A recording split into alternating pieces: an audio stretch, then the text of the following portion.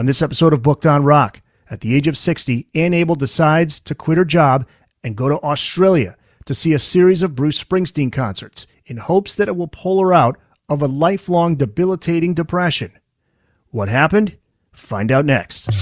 We're totally booked. Rock and roll! Well, I think I'll leave you to your reading. Little Hand says it's time to rock and roll. Rock and roller! We are totally booked.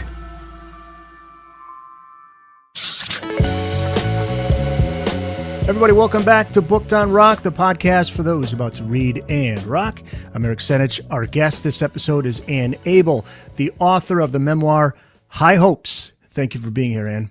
Thank you so much for having me. Such an inspirational story.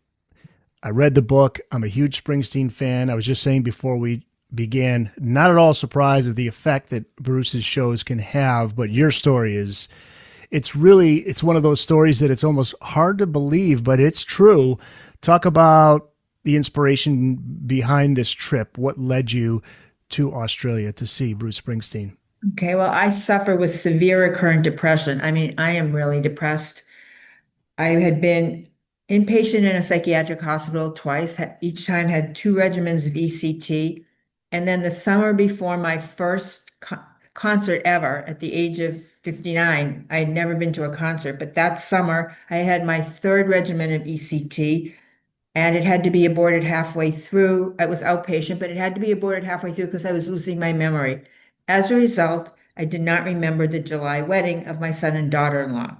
So Labor Day weekend, a couple months after their wedding, Friday before Labor Day weekend, my son and daughter-in-law who lived in Boston called on Friday and said, "We want to go to a Bruce Springsteen concert in Philadelphia. Can we come and stay with you?" And I was thrilled. I was feeling sorry for us that we didn't have any fun plans.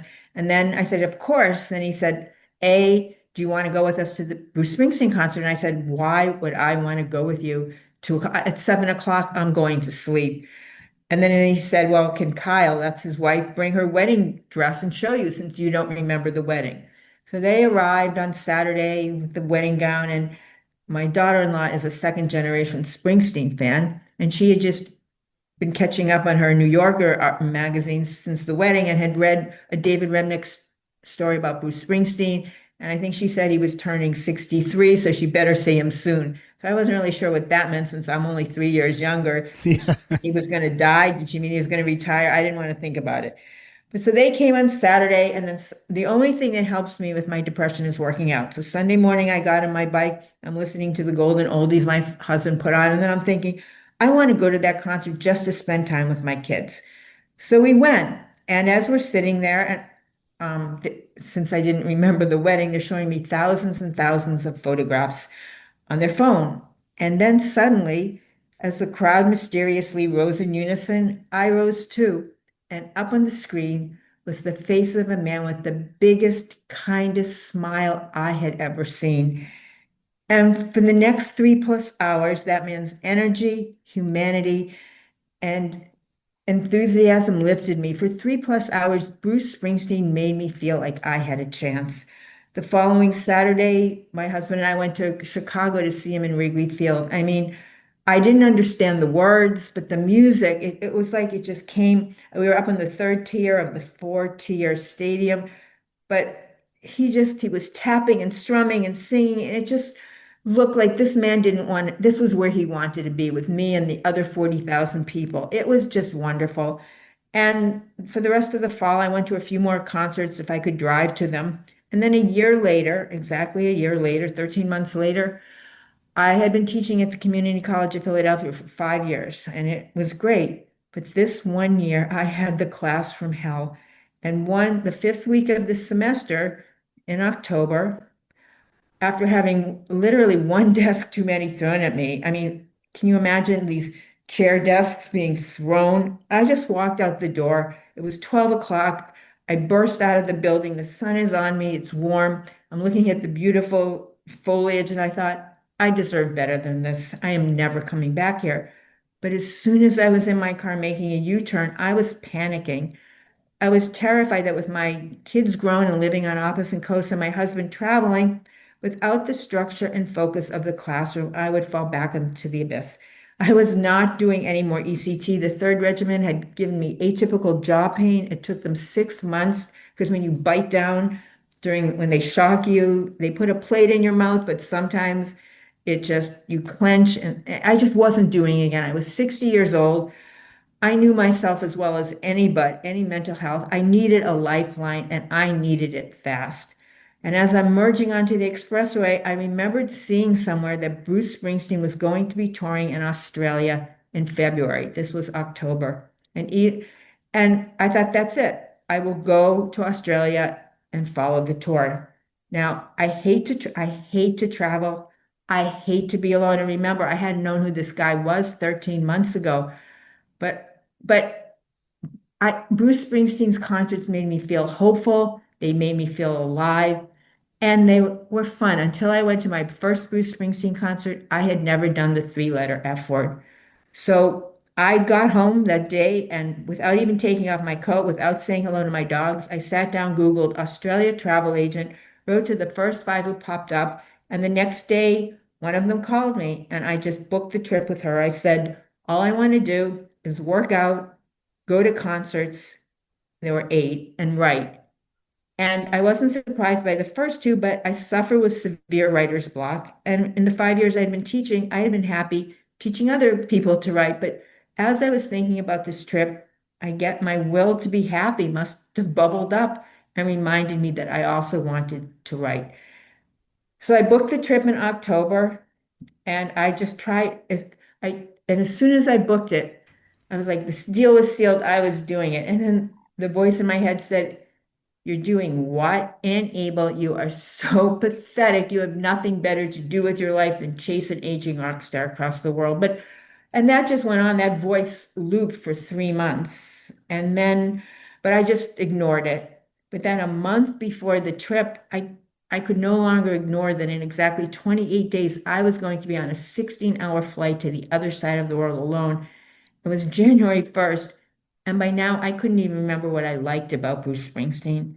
So I sat down and Googled him, and I had never watched a YouTube video before, but it was the first thing on the screen, and it was Super Bowl 2009. I clicked on it, and oh my God, there on a halftime stage, surrounded by a football field of cheering, clapping fans, Bruce Springsteen took the mic, leaned into the television camera, and said, is there anybody alive out there? And chills just went running through me. And I watched that many times that night. And for the next 28 days, I watched that 11-minute video multiple times a day. Until finally, the dreaded day of departure, I watched it one last time and went. And then I got on the plane and I was like, oh, wow, I did it. And then the voice in my head said, so what, Anne? Now you're going to fly 16 hours across the world for nothing. So when the plane took off and the cabin lights dim, I took 2 Ambien and knocked myself out. And then 8 hours later, I woke up and I was halfway there. I went into the bathroom, and as I was pushing the paper towel in the bin with one hand and opening the lavatory door with the other, I glimpsed myself in the mirror, and I turned to look, and my lips were turned up into a smile, and I could tell that I was excited. And as I studied my smile and felt my excitement, a sense of awe came over me, and I pictured Bruce Springsteen high above, looking down and smiling, and I thought, because of this man, Bruce Springsteen, a man who doesn't even know I exist, Anne Abel is about to land in Melbourne, Australia. And I just looked back in my reflection and I said, you can do this. You are doing this. And I did. And you did. When you mentioned that, is anybody alive out there in the book? That's what I remember so much about that performance, that Super Bowl halftime performance. And that's something that every now and then he will mention that in concert, and it gives you the goosebumps whenever he does it. Yeah. He's like a preacher. I know. He elevates everybody's spirit. When he was in Connecticut, I live in Connecticut. I've seen him once. Mohegan Sun? No, this was at the XL Center, it's called now, but at the time Hartford Civic Center. And this is when he just reunited with the E Street Band. To this day, I'll never forget the wave of energy. I was kind of back left, and the crowd gets up, the lights go on, here comes Bruce, crowd gets on their feet, and you could feel the wave of energy coming at you from the people.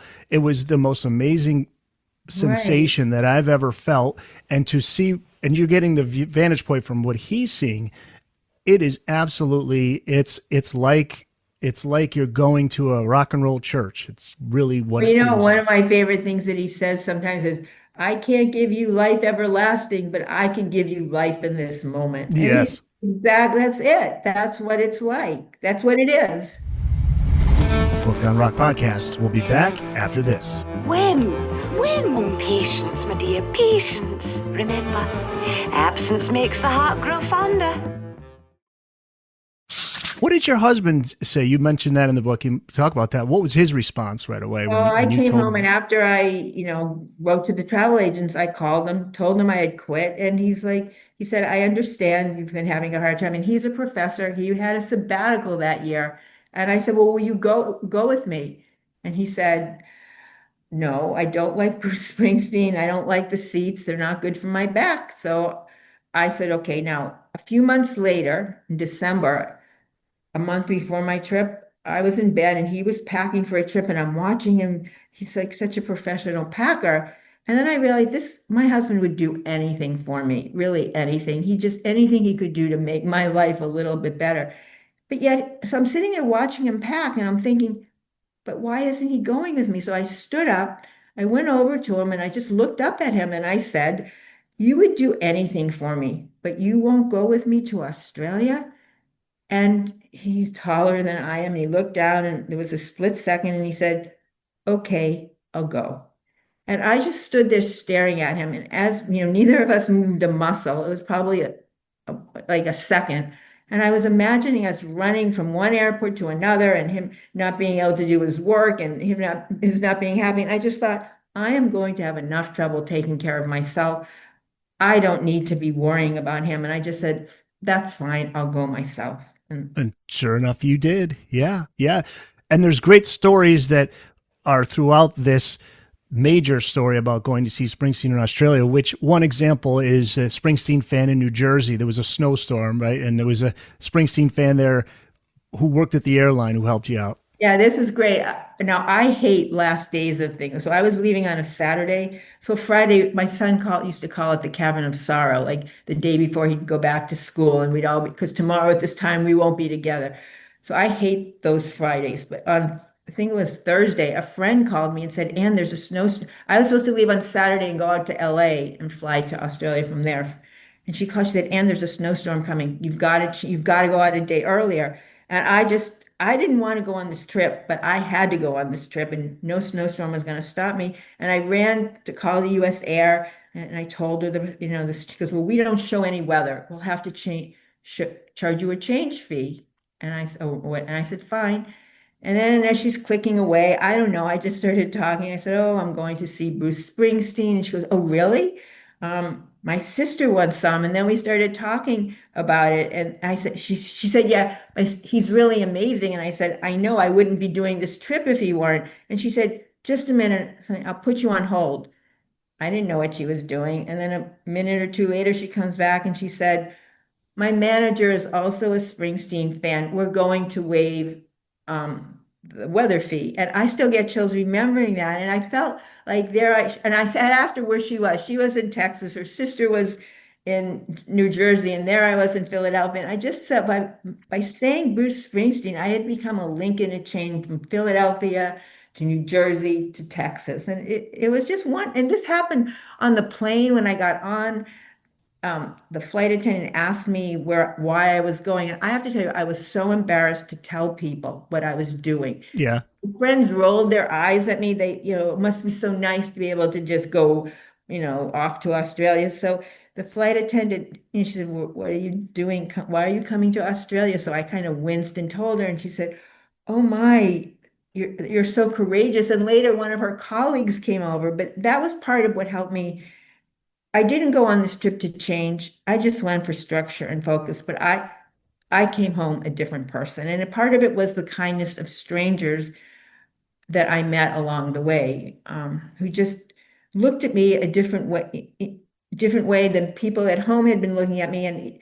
And I would force myself to step outside of myself and try to see the me these strangers were describing. And at the hotel, you met members of the band. You also met the longtime manager, Bruce's longtime manager, Barbara Carr. And this is a story that's in the book that is also inspirational. It's about a song. It's a little known Springsteen song, but if you're a hardcore fan, and I am, I know the song "Should I Fall Behind," which is from 1992. It's an album, Lucky Town, and it's a beautiful song. And this one he played in concert, and it's a song you'd never heard before. But you later found out that there was a story behind that song regarding Barbara Carr. Can you share that? Yeah, so I don't know if I should tell the whole. So I ended up staying in the same hotels as Bruce Springsteen and much of the band. And my first day there, I had heard, and I'm an inveterate fly on the wall. That is my favorite thing to do.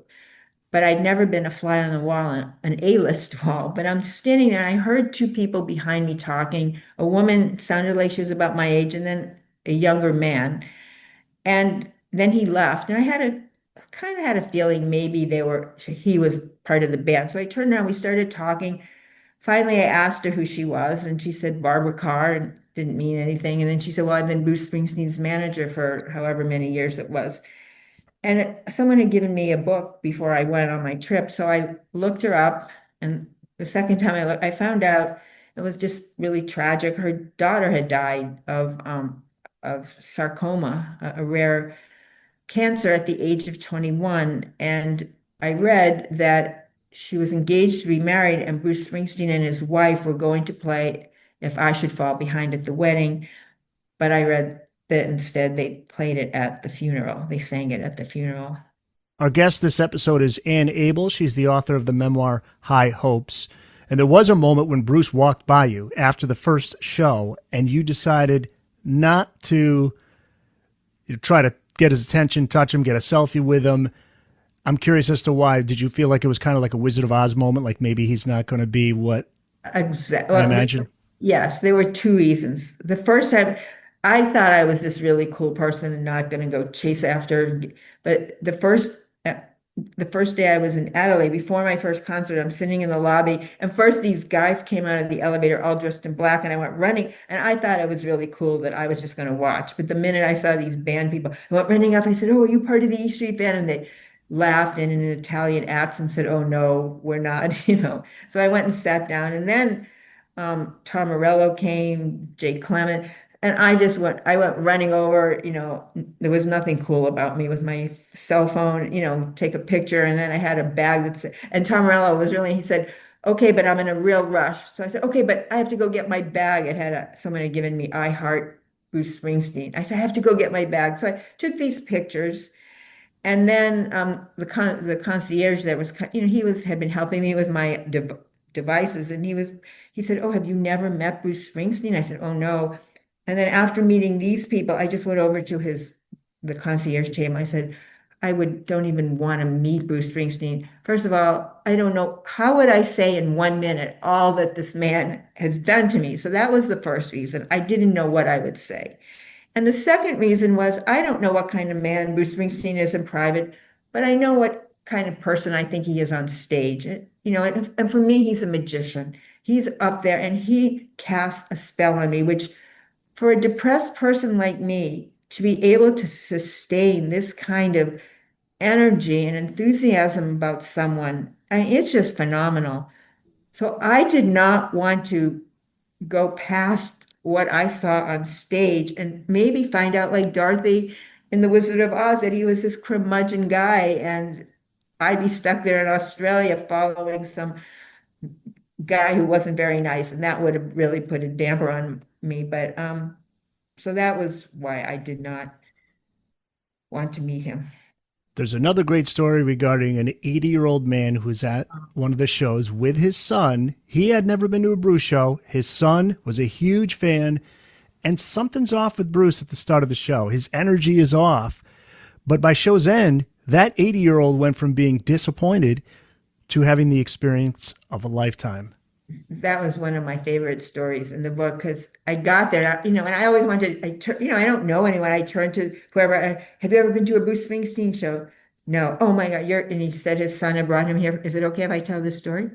Oh, yeah, absolutely. Okay. He said, my son, it's a birthday present. I think he said, I said, oh, you're in for a treat. And this was my second or third concert in Australia. I was by no means a Bruce Springsteen expert, but he comes on and I had had a really bad experience right before that. So I wasn't in a very good state of mind either. So I'm watching him and listening to him, and I'm just thinking, whoa, either I'm projecting or there's something off about him. And then he just sat down on the stage and he just starts rambling and rambling. And one thing he says is, if you had told me an hour ago that I was going to be here now, I wouldn't have believed you. And he's talking about aging and death and, televisions from when he was 8 years old. And I look at the man next to me and he just shakes his head and says, this is not impressive.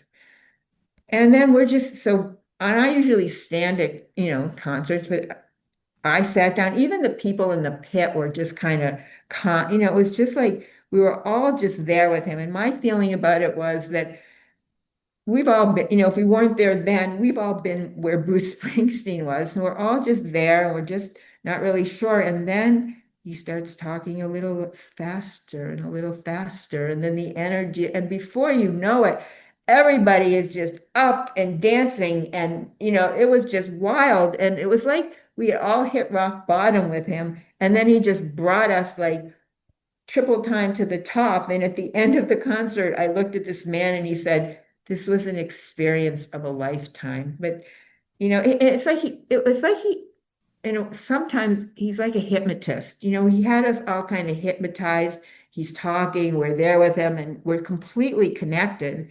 And then as he starts to rise and as he starts to talk faster, we rise too. It was wonderful. It was really wonderful. He's got such a command over the audience. Yes. Booked on Rock Podcast. We'll be back after this. Patience, boys. All good things to those who wait. You write about each concert being completely different. Mostly they varied in the way Bruce had released his energy. Exactly. There's a passage in the book at the end that I love. I was driving on the way to my 8th and last concert. I was going home the next day. I was pretty excited about going home, and there had been 7 great concerts. So I'm thinking, all right, it's an 8th concert. Not every concert has to be a blockbuster. If you're a super baseball player, no one expects you to hit a grand slam or a home run every game. You can't expect an extraordinary performer like Bruce Springsteen to hit the equivalent of a. So I get to the concert. I'm sitting there thinking about what I'm going to have for dinner after, what I'm going to do the next morning, and all of a sudden, he appears on stage, and in that moment, it's like magic. It's and I actually have it right here. Would I be able to? Oh, please do. Yeah. It's a couple pages, but all right. By all means, I'm enjoying this. I am loving this as a Bruce fan. All right. So this is going to the 8th concert. Some of this I just said. Each concert had been completely different. Mostly they varied in the way Springsteen released his energy. Some he'd begun in high gear, others he'd worked his way up. Sometimes he'd gone up and down. Always he delivered heartwarming, soul-soothing, goosebump moments, but each time he'd done it in a different way. Riding to the concert that night, I told myself there could only be a finite number of ways Bruce Springsteen and the E Street Band could present and perform the High Hopes tour songs.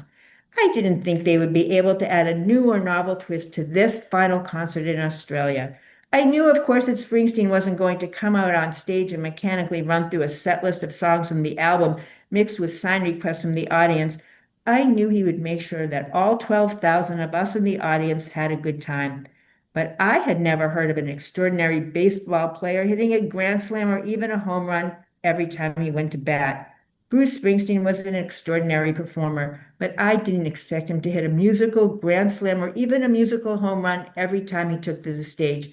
Not every night had to be spellbinding, but that's the thing about magic, the thing about Bruce Springsteen.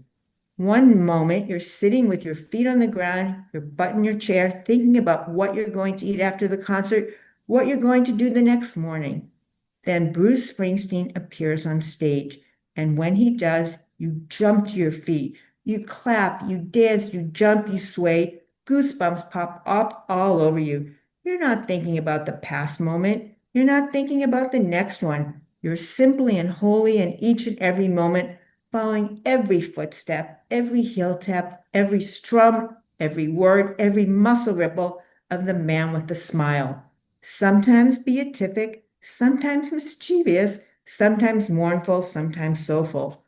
As you follow this man with a smile, as he anchors you to each moment, he's also anchoring himself to you. You do not feel alone. Feelings blossom from deep down within you. Some make you gleeful, some make you sorrowful, some make you wondrous. You don't think about why you feel these ways. It doesn't occur to you to break out of the moment to try to understand what's happening to you. It's enough that you are in this place at this time with this man, with these people, ensconced in this feeling.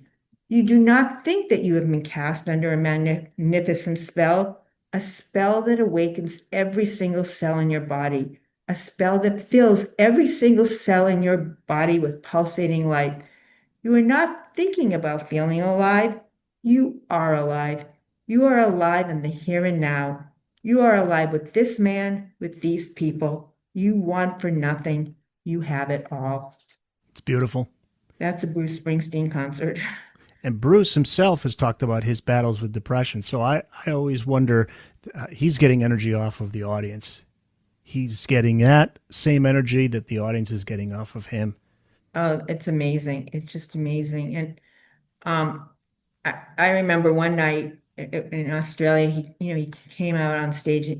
I think it was going into Spirit in the night, and he goes back and forth across the stage saying over and over, how do you get through the day?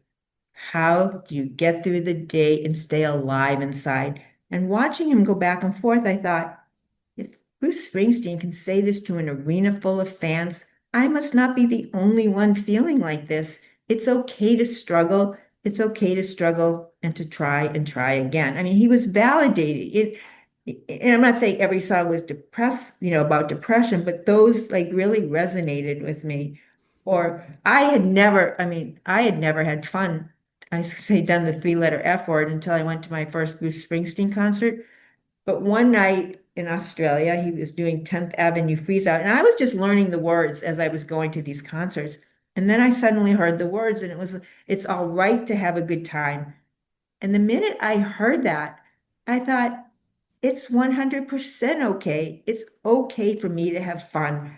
Finally, after 60 years, I remember the moment. It was just like, yeah, it's okay for me to have fun. Booked on Rock Podcast. We'll be back after this. I think I need a break. A little break? Okay. Hey guys, thanks so much for checking out the Booked on Rock Podcast. If you've just found the podcast, welcome. If you've been listening, thank you so much for your support.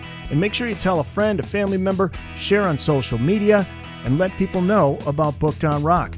And if you do like the podcast, make sure you subscribe, give a 5-star review wherever you listen to the Booked on Rock podcast. We're on Amazon, Apple, iHeart, Spotify, Spreaker, TuneIn, and on YouTube Music.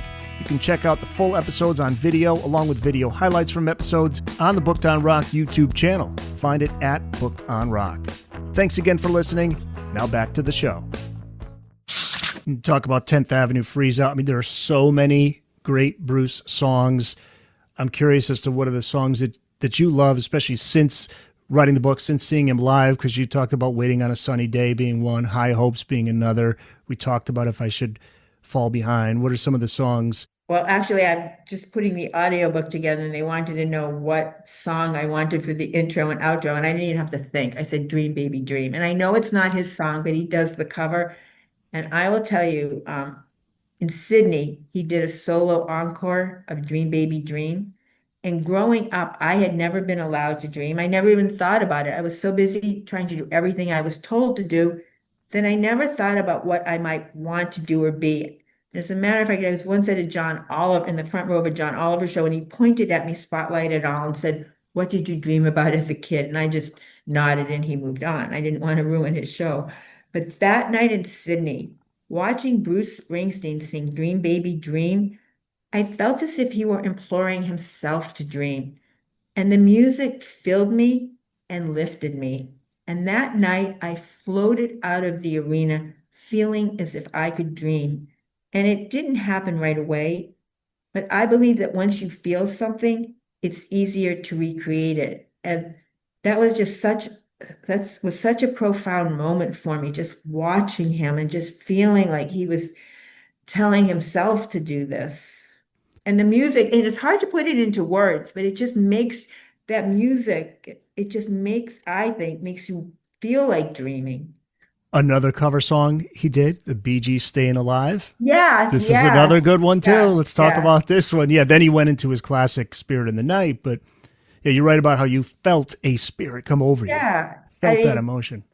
I mean, even if you don't, even before I understood the words, the music, the music just really went into me. And my husband is very linear. So he needs to know the lyrics. He needs to understand the lyrics to like the song. Or I just take the music and I hear I'm it. with you. Yeah. Then, the lyrics come after that. Plus the emotion he puts into his vocals Oh my God. in the studio, but also live.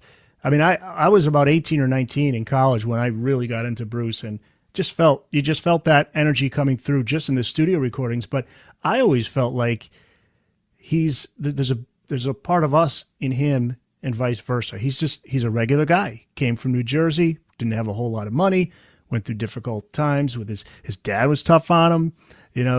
He just had a regular life. And my brother-in-law had the live 75 to 85 box set, which I borrowed for several years. I didn't give it back until years later. And that really captured the energy of Bruce live. And that's where he's meant to be. And I think he could keep going. I mean, he is now, let's see, how old would he be now? Is I'm he 70? I know, because my book's coming out on his 76th birthday in September. Yes. So he's almost 76. So he is almost 76, and he really is still bringing it. I think he's playing upwards of 3 hours every night. I don't know how much longer he can do it, but if anybody can do it into their 80s, it's going to be him. And if Bob Dylan is still out there doing it, and he still How about loves doing Jagger? it. Mick Jagger. I mean, they love doing it. He's clearly not doing it for the money. He doesn't have to do it. He just loves to do it. It's what he gets up in the morning, and that's his purpose, The book doesn't end with that last show. You share with us your journey after you return home, and there's a visit with your psychiatrist, which ends with this wonderful moment. You told him all about your trip, and after 45 minutes, excitedly sharing your experience, he holds out a prescription for a sedative and waits for you to take it. What was your response? Well, first of all, I didn't want to tell him, but he kept egging me on. So, and what can I say? I'm a storyteller at heart. So I started telling him a story, and then it went on. And anyhow, when I finished, it's time. He hands me this prescription for a sedative, and I just looked at him, and I stood up, put my bag on my arm, and I said, I did not go all the way to Australia to come back to West Philadelphia and be sedated. And I walked out the door and never went back. And I will tell you, as I said, I didn't go on this trip to change, and the book kind of ends shortly after I get back, but I came home a different person. It was the first time in my life I had a positive ball of energy. And it was the first time in my life I had a story about me that I was proud of. I had been a writer. I mean, I had writer's block when it came to writing about me. I work, as a freelancer, and if an editor said, write 5,000 words on that tree in the backyard, I'd have that in a day. But if I looked at the tree and said, oh, gee, I'd like to write about that, I'd be under the desk in 5 minutes. But I came home, I knew I had one story to tell. And then I got my husband to move to Chicago. He was having trouble. He's a professor at Wharton. He'd been feeling unappreciated. We went there, and it was January. It's 8 degrees out. I didn't know what I was going to do there. And the first day my dog walker came in, I said, what do you do when you're not walking dogs? And she said, well, I host a storytelling open mic. There's a string of them across the city. And I tell stories at the Moth. I had never heard of storytelling. I had never heard of the Moth, but I knew I had one story to tell. And I had never been in front of a mic. I had never stood on a stage, but I started going to these open mics and trying to tell the story. And then a friend made me go with him to the Moth. When we got there, he said, well, you have to put your name in to tell a story. I was terrified, but I got called. I went up. I stumbled along the way as I did. And I won that night's Story Slam. And people had so many questions. They wanted to know more that ultimately it inspired me to write. I mean, I had to really fight through writer's block to write this story, High Hopes. And I was writing it, an editor had it. It was taking so long. It was during the lockdown, the COVID lockdown. And I had once had this rescue dog named Milo that I'd gotten by accident, but I didn't have the heart to give back. And someone said, you should write about Milo, write about Milo. I didn't think I could, but then I found 50 pages I'd written many years ago. So I wrote the story, Maddie, Milo, and Me, and it seemed like a more straightforward story. So I thought I'll try to get this out into the world, and then I'll come back and do this Australia story, which is what happened. So this trip to Australia was the beginning of a transformation that is continuing today, 12 years later, at the age of 72. A year ago, when my first book came out, Maddie, Milo, and Me, the publisher said I should go on social media to promote it. And all I knew about social media was someone had put me on Facebook 15 years ago. But by now I'd moved to New York City. That was all part of coming from going to Australia, just this energy that I got I was now living in New York. I asked my dog walker in New York. She's the name of this 19-year-old computer science major at CUNY here in the city, our Senich, who did social media for her. Well, I want you to know, since November, we've had 21 viral videos. I now have almost 800,000 followers on. And I'm telling you, I went and searched for you. After reading the book, you have a tremendous following. I mean, I was blown away. Well, this is all. I'm one of your many followers now, by the way. Thank you very much. But, I mean, and I'll tell you what happened was, I just I'm supposed to be promoting and I would start telling these stories, and then people would write to me and they'd say, your voice is so soothing, your voice is calming, you're relatable, you're interesting, and I'm like, my father used to tell me every night at the dinner table, you can listen, but don't speak. And until the days each of them died 4 years ago, they told me not to talk to them because I had nothing interesting to say. And now I'm getting these comments and it's like, what? It was surreal. And it was as if it were the antidote to my parents' toxicity. And it's not as if I wake up in the morning now thinking, wow, another great day to tell a great story. And Arsetti doesn't tell me, who's turned 21 today. He doesn't tell me ahead of time what videos we're going to do, because when he does, I say, I can't do it. But I don't feel like the person these people describe, but I think about what they say. And then when Arsetti says 3, 2, 1, go, I turn off my brain and I do it. And I'll tell you, my husband and I, when we moved here, all we would do on weekends, we go to doctors. We love the healthcare and the theater here. That's what we did in New York. But then Arsetti said, okay, we've got to start going around. He'd look for viral things in New York, pastries or whatever. And we started, our kids are living in California. It was great for us to have this young, and he's really, really nice. And we'd be running around doing these things. And then someone said to me, it looks like you're having fun doing this. And again, I don't do fun, but it made it more fun knowing people wanted to see these things. They'd write and say, oh, I love these.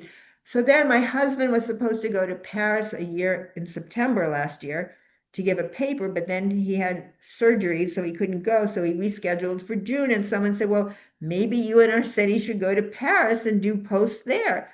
So I, who don't like to travel, Arsetti and I and my husband went to Paris and we did, but it's just how my life has just changed. It's amazing. 72, and this is if you had told me a year ago any of this was happening, and I'll tell you, once I started going viral, Maddie, Milo, and Me is still a bestseller. I mean, Well, I was going to ask you how much the social media following has helped in getting the attention out on the books, and I can imagine. And last week I posted I did a post on Dream Baby Dream. Well, last week, High Hopes was the #1 Amazon bestseller in the depression category. It was like down there. It was, so social media, I don't know exactly, but you can almost see after the videos go viral, then you check the Amazon ranking, you can kind of, there's a connection. Sure. But look at me, I'm 72 and I go out on the street and young people, and so many young people. Oh, on TikTok, so many. Oh, TikToks are younger. Yeah, TikTok's got a younger audience. However, I do use TikTok. I use TikTok for the podcast because there are people younger that I hope appreciate classic rock. That's what this podcast is about. And sure enough, there are. I mean, I was at a movie theater the other day. I was wearing a Beatles Yellow Submarine shirt. And this girl behind the counter must have been like 18, 19, 20. She goes, "Oh, I just saw that movie. I like the Beatles." I said, "Oh, what movie?" And I'm thinking, movie. I mean, this is a young person. Maybe they were talking about the Disney documentary on Let It Be. She goes, No, Yellow Submarine. I saw the movie, the movie from the 60s. I was like, wow. I said, that's cool, man. I said, you're preaching to the choir. I mean, the Beatles music is timeless, and it just, generation after generation loved the music. She goes, "Oh, no, I love the Beatles." It's like, thank you. So, yeah, TikTok is huge for you as well. I saw the one you had. There was a video where at your place in New York, which I have a fear of heights. I don't know how you do that. You're walking out on that. Yeah. Wow. Your husband's out there taking the dog out. There was one where you were on the beach. Is it North Carolina? Yep. Yeah. I saw that. But you're just being you. That's all I know how to do. And that's the lesson here is for people that struggle with depression, it's never too late. It can happen at any time, these types of things. You just have to, because you said this experience has guided you ever since. So I'm curious as to what you meant by that. I mean, that when that negative voice starts to come in, has it changed the way you've battled that voice? I still suffer with depression. I'm not going to speak for everybody. I don't think depression is something you really get rid of, especially when it's really severe. But first of all, my parents died 4 years ago, and that helped a lot. But this has helped. One of the things I always wanted to do is be part of a conversation. I wanted to be part of a conversation. And now I feel that finally I am, whether it's about mental health, whether it's about the power of music. Here I am, I'm talking to you. I'm 72, and finally, and I get that, and I get this from a lot of young people. They're 20, 30, 40, and they say, it's so inspiring to know that if I haven't made it yet, there's still hope. And it's true, Yes, absolutely. And, I say I'm writing my third memoir, and I want it to be called She Tried and She Tried and She Tried, because I do. And I used to tell my kids I wanted that written on my tombstone. But, just don't give up. Just try to figure out what it is that ignites you. And that was, I came back, and this is in the book, I came back from Australia after people there saying, positive things to me. And I came back to these friends and a lot of family who they didn't want to hear. They just wanted to see me as a depressed person. And I'll tell you, I got rid of every single one of them. My husband and I, yesterday we were married 47 years, but had been married 35 years. For 2 years, we were at each other's throats. He had a lawyer, a divorce lawyer, because I had this energy, and I think, I was upsetting the status quo. I got him to go to Chicago, but it was scary for him because I came home. I mean, I was still depressed, but I was going to fight. I wasn't going to let anyone take this positive ball of energy that I had worked so hard to get. Whether it was a psychiatrist or my friends who rolled their eyes at me when I came home, I just wasn't taking that anymore. Booked on Rock Podcast. We'll be back after this. Patience, little dear. Everything has to be in order. Find the Booked on Rock website at bookedonrock.com. There you can find all the back episodes of the show, the latest episode in video and audio, links to all of the platforms where you can listen to the podcast, plus all the social media platforms. We're on Blue Sky, Facebook, Instagram, TikTok, and X. Also, check out the Booked on Rock blog, find your local independent bookstore, find out all the latest hot rock book releases, And before you go, check out the Booked on Rock online store. Pick up some Booked on Rock merch. It's all at bookedonrock.com. I'm sure people listening to this are wondering, does Bruce know about this book? No, Does he do you know how about this many book? people he has helped? I am just one Right. in a billion people. I am just one of a billion. Well, it might get back to him. It might get back to him. Well, there's one last question. The book's cover, there's a picture of a Fender guitar with Okay. what appears to be Bruce's writing on it. Is there a story behind this? Yeah, first of all, you have to know with me, there's always a story. All right. So right after my first concert, someone told me that Bruce Springsteen, there's something called Stand Up for Heroes. It's the Bob Woodward Foundation. I was living in Philadelphia. He said Bruce Springsteen performs there. So I was in Philadelphia. I was like a hillbilly. I had never really gone to New York. I got on the train. I came by myself. I went to this Stand Up for Heroes. And what it was Bruce Springsteen came at the end with his guitar. And now I was so out of it. I didn't even know Bruce Springsteen ever performed alone. I didn't know he played the guitar by himself. And then they auctioned this guitar off. And I was like, oh my God, like what would happen if I spent $5,000 on this? What would my husband say? But of course, it went for much more. But then I started going there I went for 2 years. And the third year, they were auctioning it off and the person got it. And then before he said yes, he said, but I want a tin of your mother's lasagna. So the auctioneer looked at Bruce Springsteen. He said, okay. And the next year, the person said, I want a tin of your mother's lasagna and I want to have it at your house. And Bruce Springsteen said, okay. So I just, my husband, and I was like, oh my God, can you imagine like the conversation? I want to go. I have to have this. I don't care what we have to sell. And my husband's like, okay, we're not going to talk about this for a year. But anyhow, I'm saying who in the world that's alive would I want to have a conversation with? So I went back the next year. I got a really good seat. I was going to do this. Well, guess what? They weren't doing that anymore. Instead, it was you could win the guitar, but it came with backs. It was right before the River tour that he started up again in 2000. So you got 2 tickets to that and a backstage tour with him. So, but I was so pumped that, okay, this is actually a really good story. So I got so pumped, I didn't care what they were auctioning. So I and another couple behind me, we both bid on it and got it. So afterwards, they take you, this is in the Madison Square Garden in the small theater. They take you up to the cinder block dressing room to do photo ops and to meet Bruce Springsteen. So that's how I got it. Okay, so we go up there and I have on this down coat with a heart, which I purposely wore with a scarf with hearts on it. And I'm just standing, and now I had figured out by now what I would say if I ever met Bruce Springsteen. And I once heard someone say to Kate Blanchett, I know you must hear this all the time, but I think you're amazing. So I thought, that's what I'm going to say if I ever meet him. So he comes in, he shakes my hand, and I tell him I went to Australia, and then I say that line. Okay, he goes, yeah, okay, that was a really good tour. Then it's time to take the photo ops.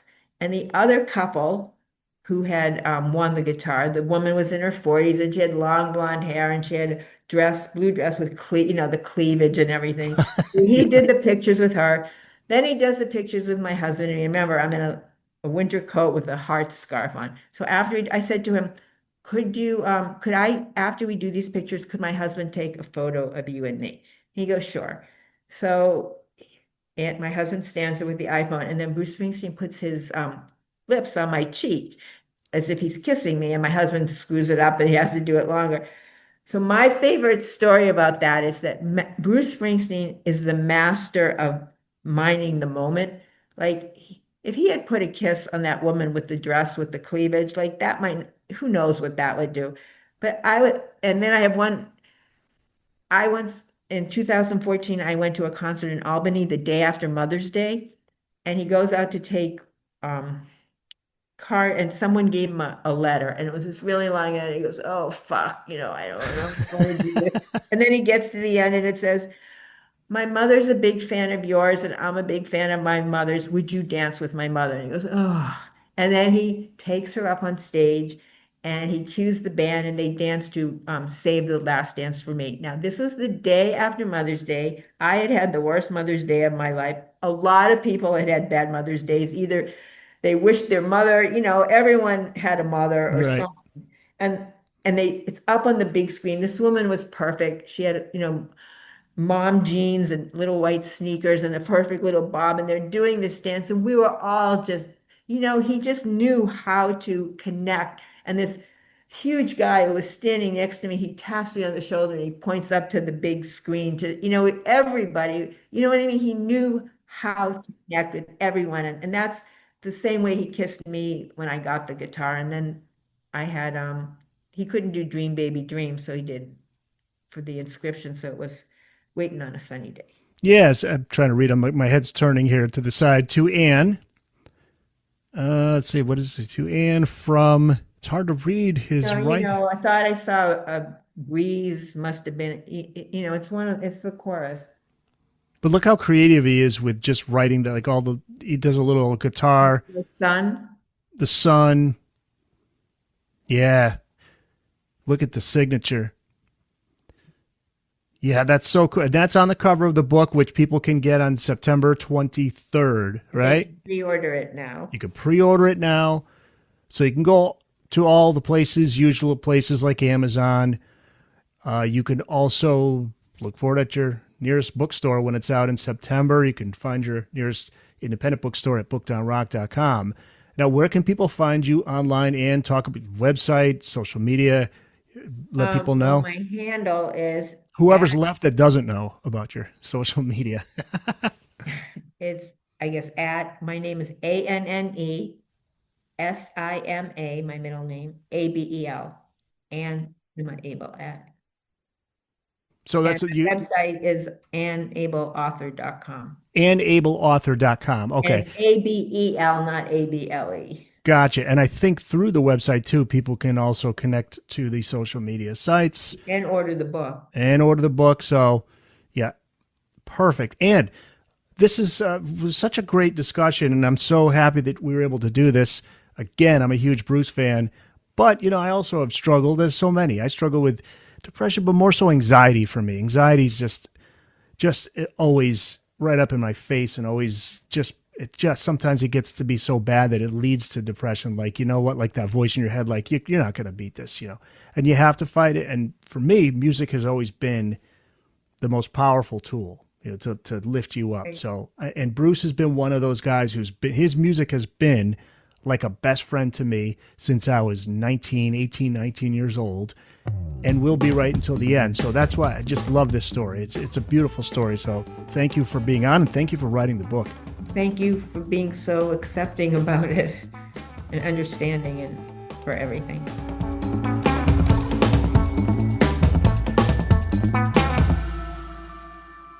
That's it. It's in the books.